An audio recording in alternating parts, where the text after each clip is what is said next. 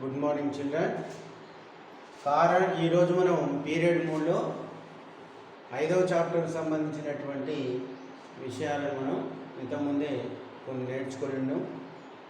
అందులో భాగంగా ఈరోజు మనం కారణాంక పద్ధతిలో వర్గ సమీకరణాన్ని సాధించుట అనే విషయాన్ని నేర్చుకోవచ్చు.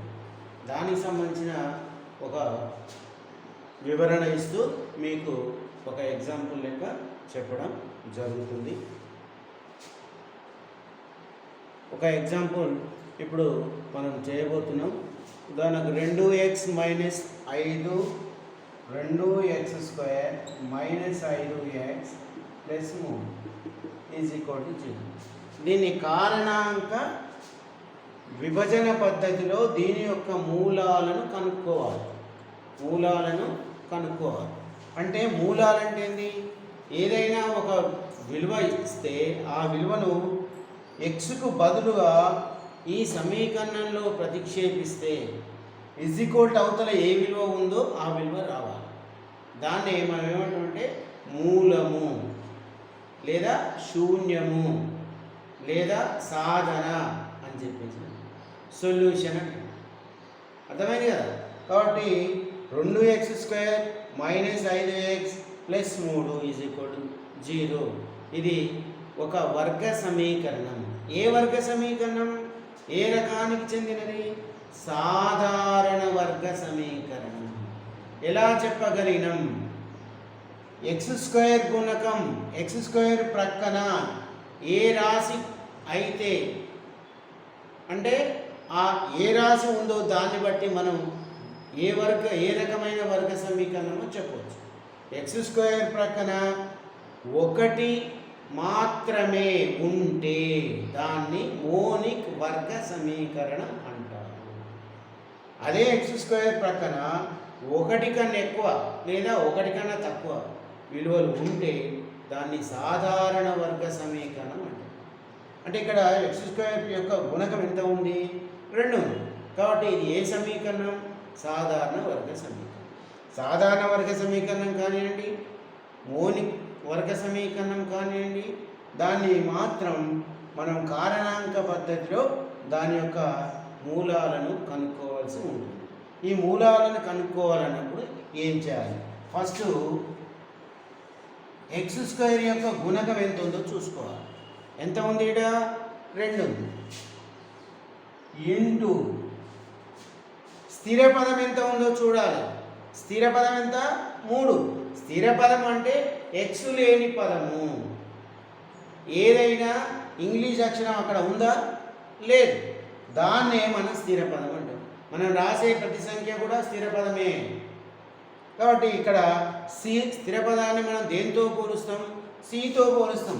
ax² + bx + c = 0. దీంతో పోల్చాలి. x² వచ్చేసింది. a విలువ 2, b విలువ -5, c విలువ +3. కాబట్టి స్థిర పదం ఎంత ఉంది? 3. ఈ 3ని ఇక్కడ రాసుకోవాలి. అంటే x² యొక్క గుణకం ఎంత ఉందో అది రాసుకోవాలి. ఇంటూ పెట్టేసి స్థిర పదం ఎంత ఉందో అది రాసుకోవాలి. ఎంత అయింది? 2 ముళ్ళ 6. ఎంత వచ్చింది? లబ్ధం 6 వచ్చింది.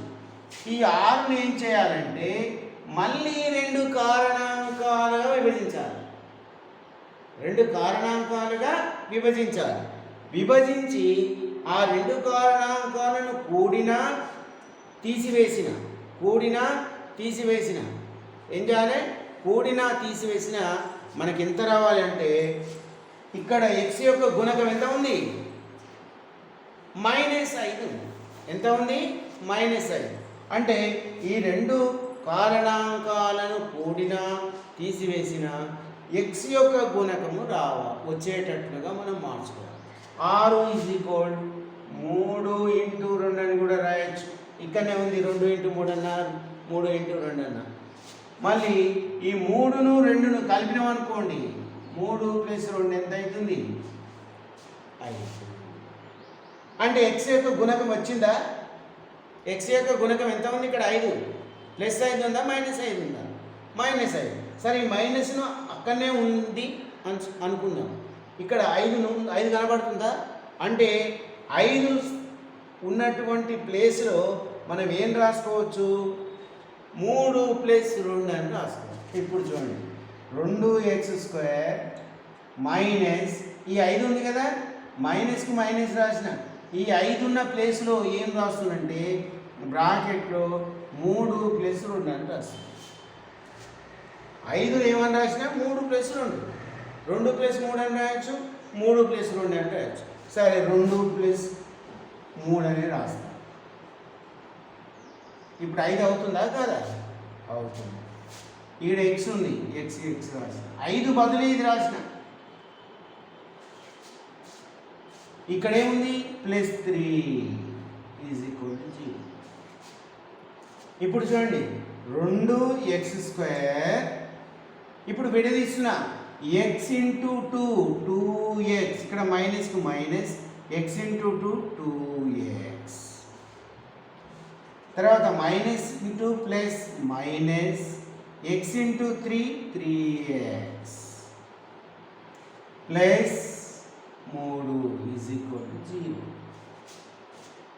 ఇప్పుడు మనకు 4 పదాలు వచ్చేసినాయి.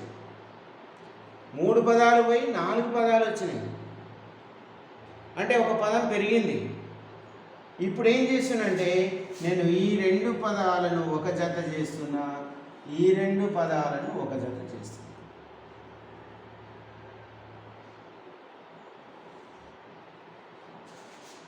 ఇందులో ఈ 2 పదాలలో మనకు ఒకే సంఖ్య ఏదైనా ఉందా? 2 ఉంది. ఇందులో 2 ఉంది, ఇందులో ఉంది. ఈ 2ను బయటికి లాక్కొస్తుంది. ఇంకా x² ఇందులో ఉంది, ఇందులో x ఉంది. కాబట్టి x²లో ఒక xను బయటికి తీసుకొస్తే ఇక్కడ ఆల్రెడీ 2ను కామన్ తీసినాం. x² ఒక xను బయటికి తీస్తే లోపల ఇంకో x మిగులుతుంది. ఈ 2x అనేది ఇక్కడికి వచ్చేసింది, బయటకు వచ్చేసింది. 2x ఒకట్ల 2x మైనస్ ఇక్కడ 3x అనేది ఇక్కడ ఈ రెండిట్లో కామనే ఉంది, 3 ఉంది. 3 బయటికి తీసుకొచ్చిన ఏమైంది? ఇక్కడ x. ఇంకా ఒకటే మనం జ్ఞాపకం పెట్టుకోవాలి, ఇక్కడ బ్రాకెట్లో ఏ పదం అయితే వస్తుందో అక్కడ బ్రాకెట్లో అదే పదం వస్తుంది. విలువ మాత్రం అక్కడ ఉన్న విలువను బట్టి మనం ఇక్కడ రాసుకోవచ్చు. ఇక్కడ -3 ఉంది, అక్కడ +3 ఉంది, ఇది -3 అయింది. చూడండి, మళ్ళీ గుణిస్తే మనకి ఇదే పదం. ఈ రెండింటిని గుణిస్తే ఈ పదాలు రావాలి, ఈ పదాలను సూక్ష్మరిస్తే ఈ పదాలు రావాలి, ఈ పదాలను సూక్ష్మరిస్తే ఈ పదం, ఈ సమీకరణం రావాలి. ఇప్పుడు చూడండి, 2x × x 2x², 2x × 1 2x, -3x -3x minus minus plus 3 3 9 అవుతుంది కదా. మరి 3 ఎట్లా వచ్చింది? ఎవరు సపోర్ట్ చేస్తలేదు. 3 రాసిన రాసుకోండి సార్, సార్ ఇష్టం, మా ఇష్టం మాదే, సార్ ఇష్టం సార్దే అనుకుంటుంది, అంతే కదా. ఇక్కడ 1 మిగులుతుంది. 3 కామన్ వచ్చేసింది కదా. 3 × x 3x, minus minus plus 3 1 3 సరిపోయింది. మళ్ళీ ఇప్పుడు చూడండి, 2x² 2x², -2xకు -3x కలిపితే -5x, +3కు +3. అంటే కింది నుంచి మనం సూక్ష్మీకరించుకుంటూ పైకి పోతే మనకి ఇచ్చిన లెక్క వచ్చేస్తుంది. పైనుంచి లెక్కను సాధించుకుంటూ పోతే మనకు మూలాలు వచ్చేస్తాయి, జవాబు వచ్చేస్తుంది. ఇప్పుడు =0. ఇప్పుడు ఈ 2 పదాలు చూడండి, సేమ్ ఉన్నాయా? ఉన్నాయి కదా. ఈ 2 పదాల బదులు ఒక పదం రాసుకోవాలి. x మైనస్ ఒకటే రాసుకుంటాం. మళ్ళీ కామన్ తీస్తున్నాం. ఇక మిగిలింది ఏముంది? ఇక్కడ 2x మిగిలింది, అక్కడ -3 మిగిలింది బ్రాకెట్లో =0. ఇప్పుడు ఒక్కొక్క పదాన్ని 0కి సమానం. ఈ 2 పదాలు కూడా 0కి సమానం. అంటే ఇప్పుడు మనం ఏం చేయాలి? ఒక్కొక్క పదాన్ని 0కి సమానం చేస్తూ మనం ఏం కనుక్కోవాల్సి ఉంటుంది? మూలాలను కనుక్కోవాల్సి ఉంది. ఇప్పుడు 2x - 3 = 0 మరియు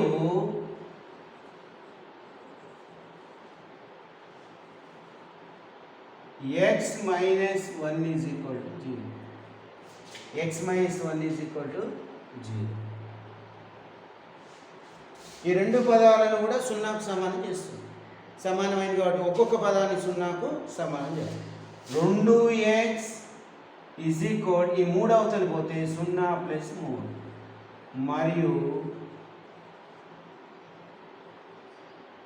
x 0 + 1. 2xకు 0 0కు 3 కలిపితే 3. మనకి x కావాలి, ఓన్లీ x కావాలి. ఇక్కడ 2 అనేది ఏ విధంగా ఉంది? గుణకారం రూపంలో ఉంది. అవతలి పోతే భాగహారం అయిపోతుంది. గుణకారానికి వ్యతిరేకమైంది భాగహారం. కాబట్టి ఇది అవతలి పోతే 3/2 మరియు x 0కు 1 కలిపితే 1. ఇక దాని విలువ మనం సూక్ష్మీకరించవలసిన అవసరం లేదు. ఇప్పుడు xకి ఎన్ని వచ్చినాయి విలువలు? 2 వచ్చినాయి. xకి ఎన్ని విలువలు వచ్చినాయి? 2 విలువలు వచ్చినాయి. దేర్ఫోర్ x వీటిని ఎట్లయినా రాయొచ్చు. 3/1, 3/2,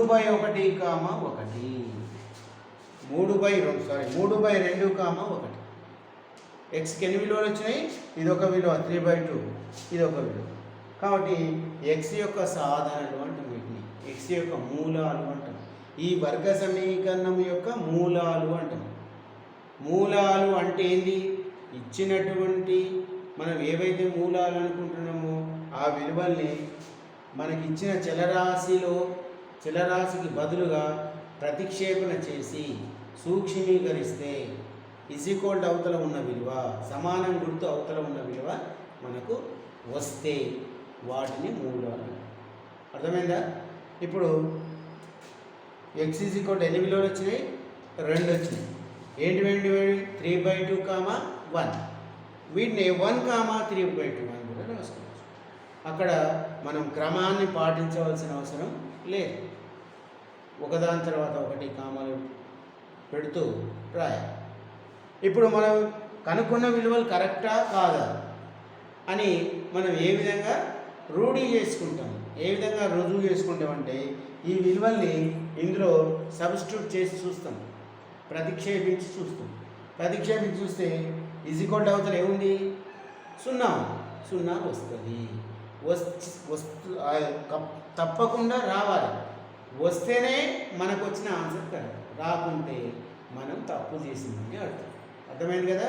రాసుకోండి తొందరగా, స్పీడప్.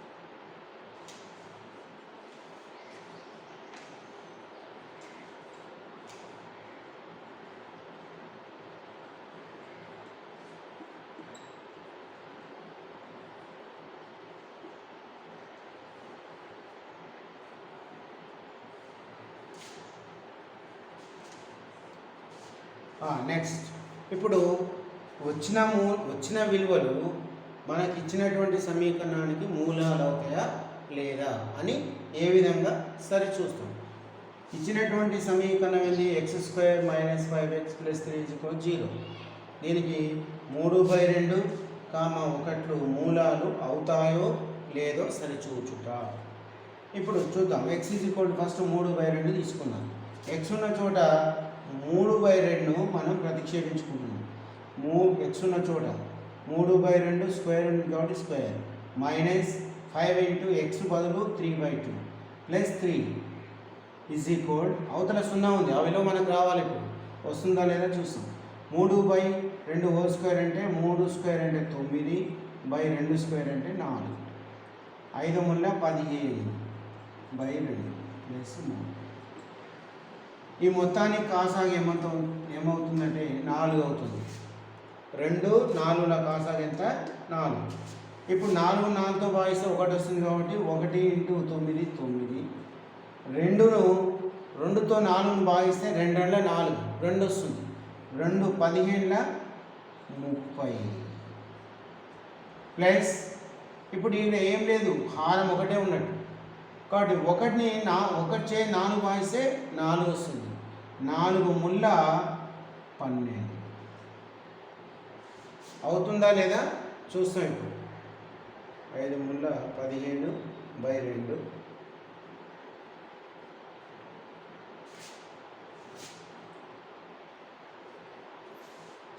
3/2 మనకు వచ్చిన ఆన్సర్ 3/2 కదా. 5 ఈక్వేషన్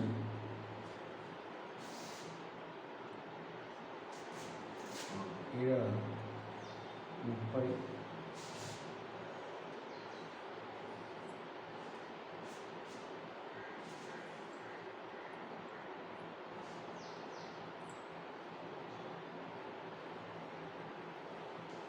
ఇక్కడ 2 రాయాలి మనం. 2x² ఉంది. ఇక్కడ 2 రాయాలి. 2 మనకు గుణకంగా ఉంది కాబట్టి 2 ఇక్కడ రాస్తున్నాం. ఇక్కడ ఏముంది? 2. ఈ స్టెప్ తీసుకుంటాం. ఇప్పుడు చూడండి, 2 9 18/4 -15/2 + 3/1 కదా. మొత్తానికి కాసాగు 4 అవుతుంది. 4 4తో భాగిస్తే 1 అవుతుంది. 1 × 18 18. 2తో భాగిస్తే 4 2తో భాగిస్తే 2 వస్తుంది. 2 1 2 2 15 30. 1 చేత 4 భాగిస్తే 3 వస్తుంది. 1 చేత 4 భాగిస్తే వస్తుంది 4 వస్తుంది. 4 ముళ్ళ 12. ఇప్పుడు చూడండి, ఈ 18 12 30 -30/4 0/4 0/4 చూడండి. 30లో 30 పోతే ఎంత? 0. 0/4. 0 ఉండి హారంలో ఏ విలువ ఉన్నా దాని విలువ 0. 0ని ఎవరికైనా నలుగురికి పంచినా, 40 మంది పంచినా, 50 మంది పంచినా ఏ విలువ 0నే వస్తుంది. కాబట్టి 0 వచ్చింది అంటే RHSలో ఉన్న విలువ వచ్చింది. ఇటు చూడండి, ఈ సమీకరణంలో ఉన్న విలువ వచ్చిందా లేదా? వచ్చింది. అంటే 3/2 అనేది దీనికి మూలం అవుతుందా లేదా? మూలం అవుతుంది. లేదా శూన్యం అవుతుంది. శూన్యం అవుతుంది అంటే 0 వచ్చేటట్లు చేస్తుంది అని. 0 వచ్చేటట్లు చేసే విలువనే శూన్య విలువ అంటారు. ఏ విలువ వద్దయితే ఈ ఇచ్చిన సమీకరణం 0ను పొందుతుందో దాన్నే, ఆ విలువనే ఇచ్చిన సమీకరణానికి శూన్య విలువ, మూలము, సాధన అని చెప్పేసి అనడం జరుగుతుంది. నేను ఇప్పుడు 3/2 ప్రతిక్షేపించుకొని అది మూలమైందని చూపినాను. ఇప్పుడు ఇంకొక విలువ మిగిలింది. ఏమిటి? 1. ఇప్పుడు 1ని కూడా ఇందులో సబ్స్టిట్యూట్ చేస్తే 0 రాసుకోండి. తొందరగా రాయండి.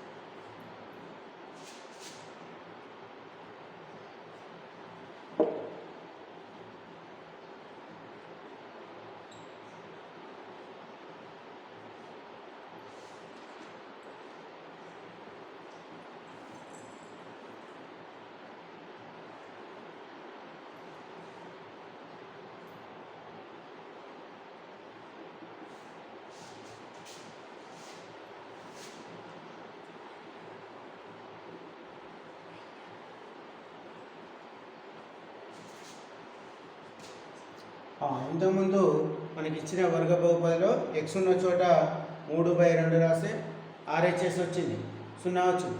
ఇప్పుడు ఎక్స్ ఉన్న చోట 1 రాస్తున్నా, 2x², ఎక్స్ ఉన్న చోట 1² మైనస్ 5x అంటే 5 ఇంటూ ఎక్స్ ఉన్న చోట 1 ప్లస్ 3, 2 ఇంటూ 1² అంటే 1, 2 1 2, 5 1 5 మైనస్ 5 ప్లస్ 3, ఈ 2 కలిపి తెచ్చండి, 2 ప్లస్ 3 ఎంత 5 మైనస్ 5, 5 ఇంటూ 5 పోతే 0నే కదా. కాబట్టి మనకు RHS విలువ అంటే ఈక్వల్ టు అవతల ఉన్న విలువ వచ్చింది. కావున therefore 3/2 1 2x² minus 5x plus 3 0 నకు సాధనలు అవుతాయి.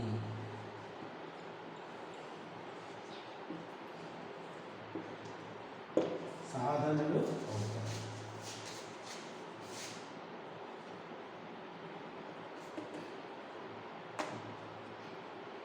రైట్ అమ్మాయి, రైట్.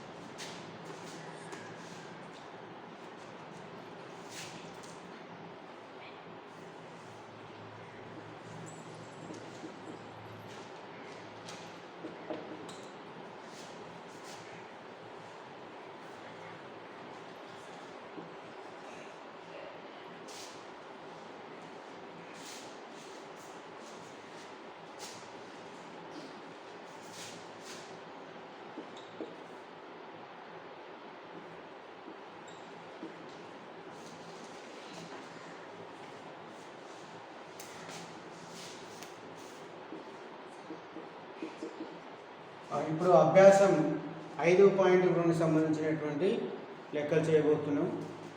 అవి కూడా అందులో ఫస్ట్ బిట్ మనకు 8 లెక్కలు ఇచ్చిండు.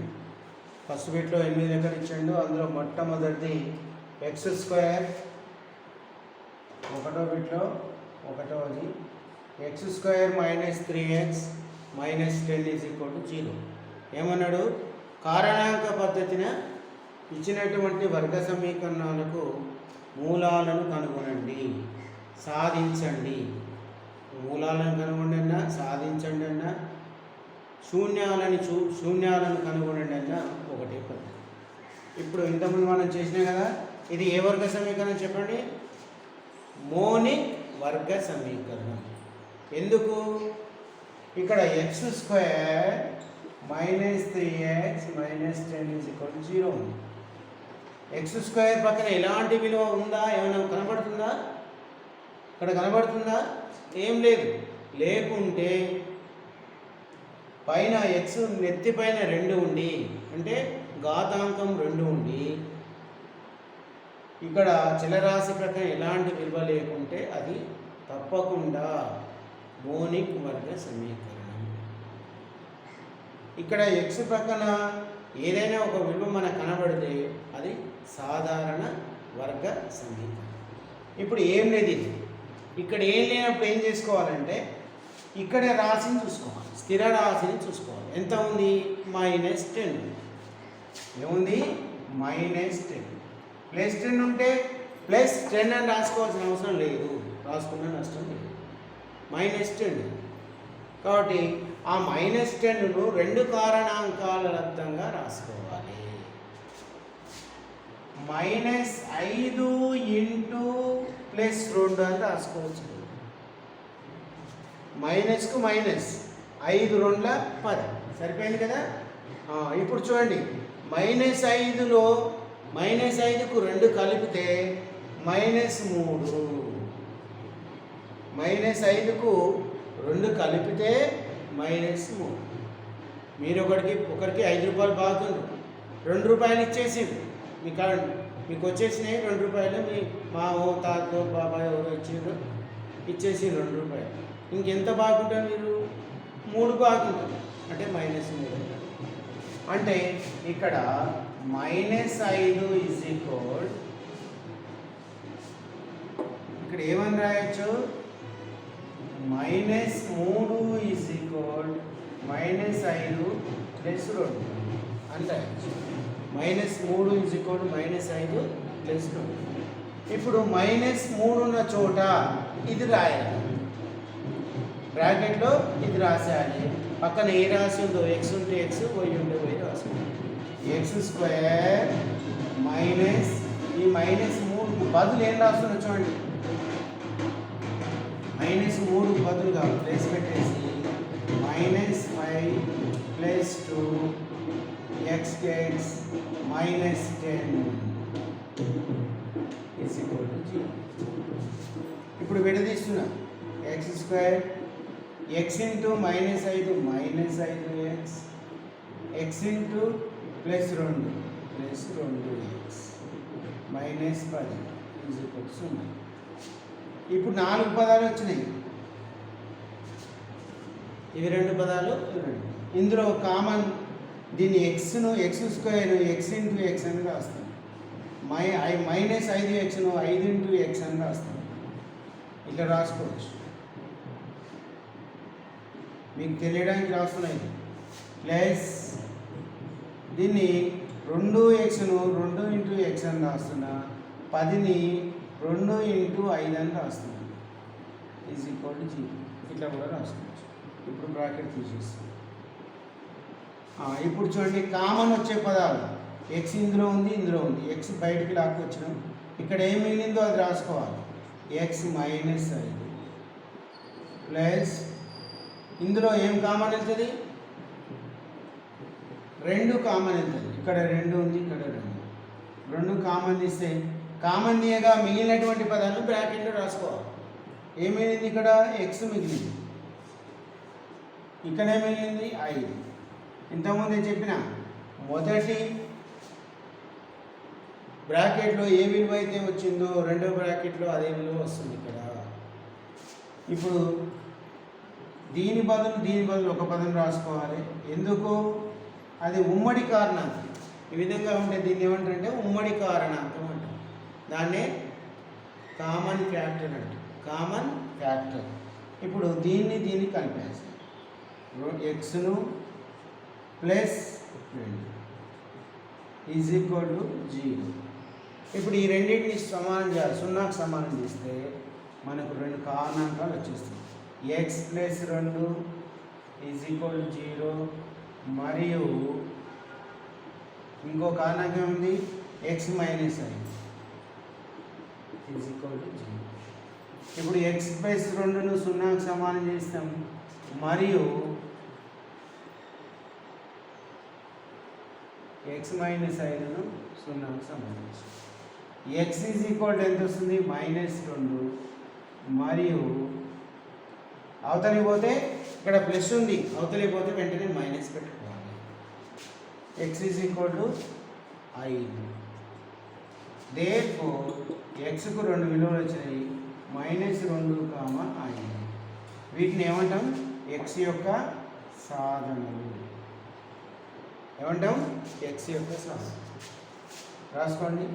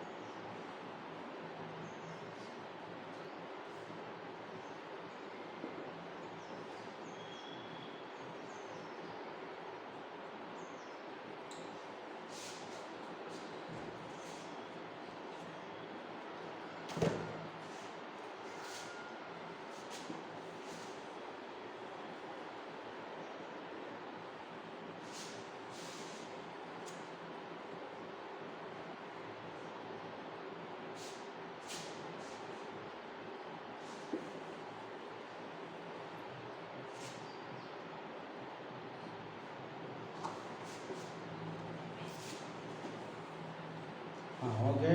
నెక్స్ట్ మనకు ఇందులో ఇదే సెక్షన్లో ఇంకొక లెక్క చెప్పబోతున్నా, 8వది. చూడండి, 8వ లెక్క ఏముందో, x - 3/x = 2 అనే ఒక సమీకరణం ఉంది. ఇక్కడ వర్గం x యొక్క వర్గం కనబడుతుంది. ax² + bx + c = 0 రూపంలో ఉందా? ఇది లేదు, మనం మార్చుకోవాలి. ఆ రూపంలోకి మనం దాన్ని మారిస్తే మనకి ఏమొస్తుందో నెక్స్ట్ చూస్తాం.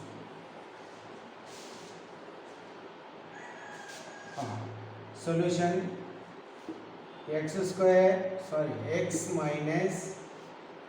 3/x =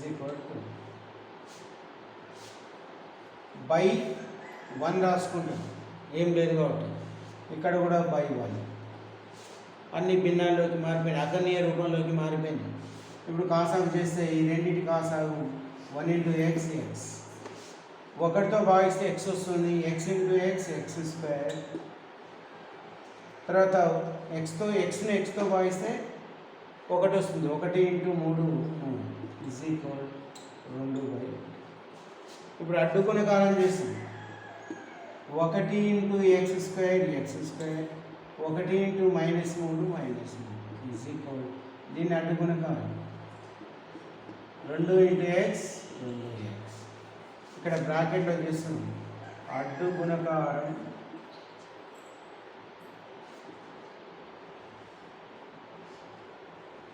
చేయగా, బ్రాకెట్లో రాసుకోవాలి, అడ్డు గుణకారం చేయగా. ఇప్పుడు చూడండి, x², x పదం అవతల ఉంది, అవతల యువతలకు వస్తే -2x, దీని యువతలనే ఉంచేసి -3, అవతల ఏమి కాబట్టి 0. ఇప్పుడు ax² + bx + c రూపంలోకి వచ్చేసింది. ఇది ఏ వర్గ సమీకరణం? మోనిక్ వర్గ సమీకరణం. మోనిక్ వర్గ సమీకరణంలో మనం స్థిర రాశిని చూసుకోవాలి. -3 ఉంది. -3ని ఏమని రాయొచ్చు అంటే -3 × 1, 3 ఒకట్ల 3, -3 ఒకట్ల -3. ఇప్పుడు ఈ -3కు 1 కలిపితే -2 వస్తుందా లేదా? చూడండి, ఈ కారణాంకాలను కూడిన తీసివేసిన x యొక్క గుణకం రావాలి. x యొక్క గుణకం ఎంత ఉంది? -2 ఉంది. -2 వచ్చిందా? అంటే -2 బదులు ఇది రాసుకోవాలి. x² -2 బదులు ప్లస్ పెట్టేసి బ్రాకెట్లో ఈ -2 బదులు, అంటే ఇక్కడ ప్లస్ ఉందని అర్థం, ఏం రాసుకుంటాం? -3 + 1 × x -3 = 0. ఇప్పుడు విడదీస్తే x² 1x × -3 -3x, ఎందుకంటే మైనస్ ప్లస్ మైనస్ అయింది కాబట్టి, x × 1 + x -3 ఇదంతా చేయవలసిన అవసరం లేదు, డైరెక్ట్గా చూసుకోవచ్చు. -3xకు 1x కలిపితే -2x అట్లా కూడా చూసుకోవచ్చు. మీరు ఈ లెక్కల్ని బాగా ప్రాక్టీస్ చేస్తూ పోతే మంచిగా అర్థమవుతుంది. ఇదంతా చేయవలసిన అవసరం ఉంది. ఇక్కడనే చూసుకోవాలి. అరే ఇక్కడ -2x ఉంది, -2 అంటే x అంటే -3xకు 1x కలిపితే -2x అవుతుంది. ఎందుకు -3xకు 1x కలపాలి సార్ అంటే ఇక్కడ -3 ఉంది కాబట్టి, కామన్ వెళ్తుంది కాబట్టి ఆ విధంగా చూసుకోవాలి. ఇప్పుడు ఈ 2 పదాలను ఏకం చేయాలి, ఈ 2 పదాలను ఏకం చేయాలి. ఇందులో x కామన్ అంటే x వస్తుంది, ఇక్కడ 3 మిగులుతుంది, ప్లస్ ఇక్కడ ఇదే పదం వస్తుంది కాబట్టి ఈ x -3 బ్రాకెట్ పెట్టేసి 1 × x x 1 × -3 కాబట్టి 1 పెట్టుకోవాలి = 0. ఇప్పుడు ఎన్ని వచ్చినాయి కారణాంకాలు? x - 3 × x + 1 0. ఇప్పుడు వీటిని మనం 0కి సమానం చేస్తాం. x - 3 × x + 1 0 అయితే x డైరెక్ట్ రాస్తున్నాం. ఇక్కడ -3 ఉంది, వెంటనే +3 రాసు, గుర్తు మార్చుకోవాలి. ఇక్కడ ఎంత ఉంది? +1 ఉంది, ఏమవుతుంది? -1. గుర్తులు చేంజ్ చేసుకోవాలి. = పెడితే వెంటనే అక్కడున్న గుర్తులు వ్యతిరేక గుర్తులైతే ప్లస్ ఉంటే మైనస్ అవుతుంది, మైనస్ ఉంటే ప్లస్ అవుతుంది, ఇంటూ ఉంటే భాగాహారం అవుతుంది, భాగాహారం ఉంటే ఇంటూ అవుతుంది. అర్థమైంది కదా. ఇప్పుడు దేర్ఫోర్ ఎక్స్ యొక్క మూలాలు ఎన్ని వచ్చినాయి? -1, +3. ఈ విధంగా రాసి ఈ సెట్ బ్రాకెట్ని పెట్టదు, సెట్ బ్రాకెట్ని కూడా మనం చూజ్ చేసుకోవచ్చు. రాయండి. ఇంతటితో మన క్లాసు ముగిద్దాం.